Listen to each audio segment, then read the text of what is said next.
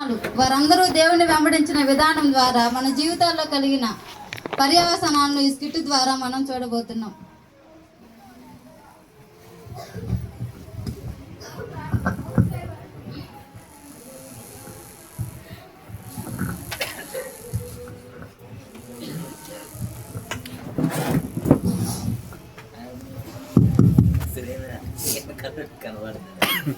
అది పట్టుకుని చేయలేకపోతుంది.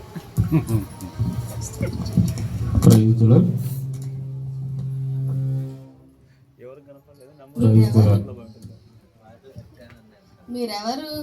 ఏంటి అందరు నన్ను విచిత్రంగా చూస్తున్నారు? ఎక్కడి నుంచి వచ్చారు?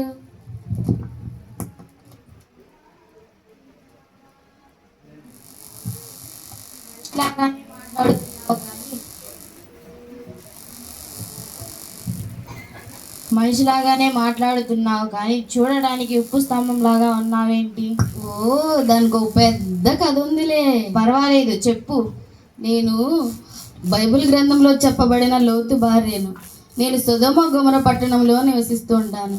ఆ పట్టణంలో నివసిస్తున్న ప్రజలందరూ ఎల్లప్పుడూ పాపము చేయుచు దేవునికి దూరంగా ఉన్నారు. అందుకు దేవుడు వారి మీద కోపించి ఆ పట్టణాన్ని నాశనం చేయాలని ఆశపడుతున్నాడు. కానీ దేవుడు నన్ను, నా కుటుంబాన్ని ప్రేమించి రక్షించడానికి తన దేవదూతలను పంపి ఆ పట్టణం నుండి మమ్మల్ని బయటకు తీసుకొచ్చినప్పుడు అక్కడ వెనక్కి తిరగకుండా రమ్మని చెప్పాడు. నీ జీవితం ద్వారా నువ్వు అందరికీ ఏం చెప్పాలనుకుంటున్నావు?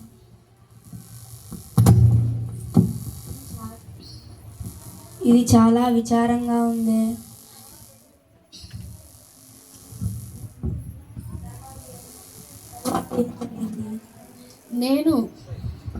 నేను దేవుని మాట వినకుండా వెనక తిరిగి చూడడం వల్ల ఉప్పు స్తంభం అయిపోయాను.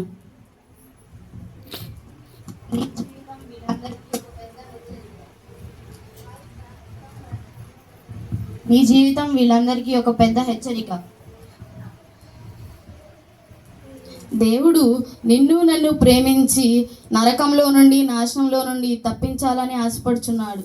మీరు కూడా నాలానే పాపం చేయించు విడిచిపెట్టిన వాటిని మరలా జీవితంలోనికి తీసుకొనొచ్చు నీచ కార్యాలని, అసహ్య కార్యాలను చేయడం వల్ల దేవుని యొక్క ప్రేమ నుండి మనం దూరం అయిపోతాం.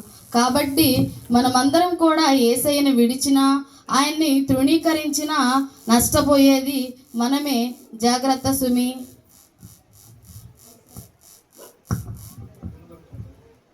అది సరే కానీ ఇందాకటి నుంచి నువ్వేంటి ఆ కుండని పట్టుకొనే ఉన్నావు?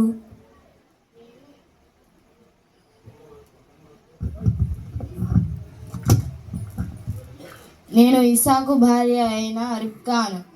నేను రోజు నీళ్లు తేవడానికి బావి వద్దకు వెళ్తాను.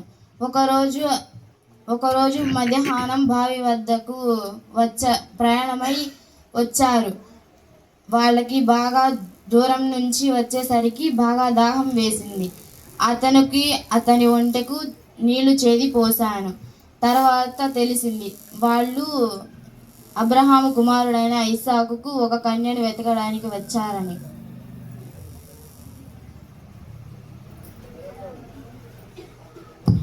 ఇది వినడానికి చాలా ఆసక్తిగా ఉంది. నేను నా వివాహ విషయమై దేవునికి ప్రార్థన చేసుకుంటూ ఉండేదాన్ని. అయితే ఒకరోజు ఇస్సాకు అలాగే దేవుడు ఆశ్చర్య రీతిగా ఇస్సాకుకి నాకు వివాహం జరిపించాడు.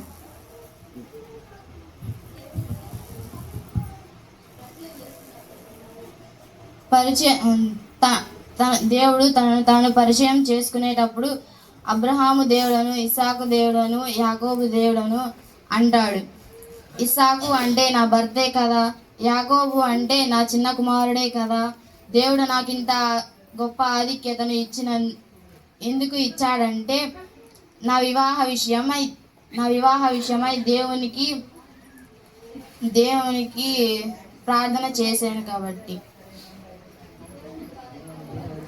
నీ జీవితం ద్వారా ఇక్కడున్న యవనస్తులకి నువ్వు ఏం చెప్పాలనుకుంటున్నావు? వివాహంని నిర్లక్ష్యం చేయకండి. దేవునికి ప్రార్థన చేసుకోండి. దేవుడు నాకులాగే మీ అందరికీ కూడా గొప్ప ఆధిక్యతను ఇస్తాడు.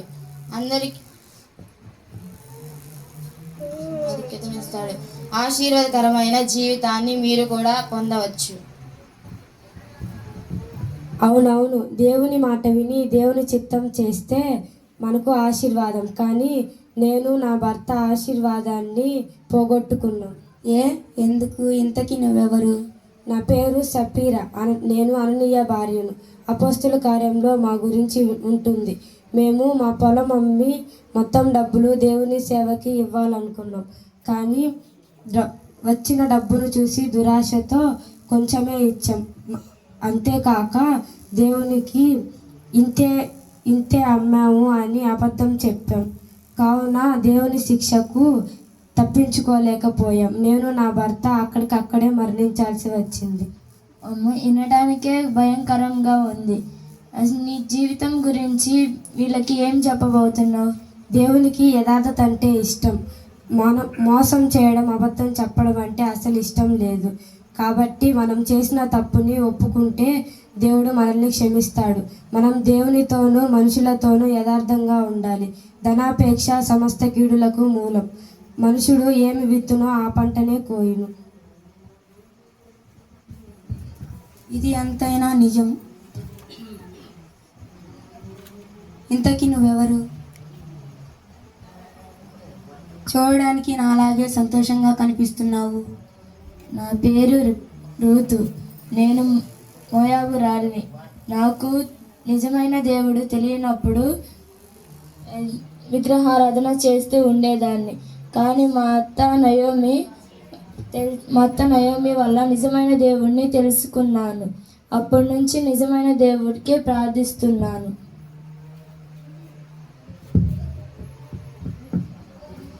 నీ జీవిత కథ చాలా ఆసక్తిగా ఉంది. ఇక్కడున్న వారందరి కోసం మరలా ఒకసారి చెప్పవా? సరే, చెప్తాను. నా భర్త చనిపోయిన కాలం నుంచి నేను మళ్ళీ నా తల్లిదండ్రులని, నా దేశాన్ని వదిలేసి నా అత్త నయోమితో ఇజ్రాయెల్ దేశం వచ్చేసాను. వచ్చాక దేవుణ్ణి ఉన్నాను. మా అత్త బంధువుడైన బోయాజ్తో దేవుని నిమిత్తాన నాకు బోయాజ్తో పెళ్ళి అయింది. అతడు మంచివాడును, దేవుని అయిన భయభక్తులు గలవాడునై ఉన్నాడు. నిజంగా అద్భుతం. ఎటువంటి ఆశ లేని వ్యక్తికి నువ్విచ్చే సలహా ఏమిటి? నా మోడుబారిపోయిన జీవితాన్నే దేవుడు చిగురింపజేశాడు. ఇక్కడ ఉన్న ఎండుబారిపోయిన జీవితాన్ని కూడా దేవుడు చిగురింపజేయగల దేవుడు. ఆయన నమ్మి దేవుని యందు భయభక్తులు కలిగి ఉంటే దేవుడే సమస్త కార్యం ఆయన రెక్కల క్రింద మీరు సురక్షితంగా నివసింపజేస్తారు. దేవునికి స్తోత్రం. దేవుని నమ్మిన వారిని దేవుడు ఎప్పటికీ విడిచిపెట్టడు. అవును, నువ్వు ఇంతకీ ఎవరు? నీ పేరేంటి? నా పేరు మగ్ధలేని మరియా. అవును, నీవు దేవుడు పునరుద్ధానుడై తిరిగి లేచినప్పుడు మొట్టమొదట కనిపించింది నీకే కదూ. నీవు ఎంత ధన్యురాలవు. అవును, దేవుని నేను కలిగి ఉండటం, ఆయన్ని చూడడం ఎంతో ధన్యమే. దేవుడు నా జీవితంలోనికి రాకముందు చాలా పాపాల్లో శాపాల్లో జీవించేదాన్ని. ఆయన వచ్చాక వాటన్నిటినీ తొలగించి నన్ను విడిపించి క్షమించి ఆయన ప్రేమను నాకు పంచాడు. ఆయన లేకుండా ఎప్పటికీ జీవించలేను. ఇక మీదట ఆయన కొరకే జీవించేదను.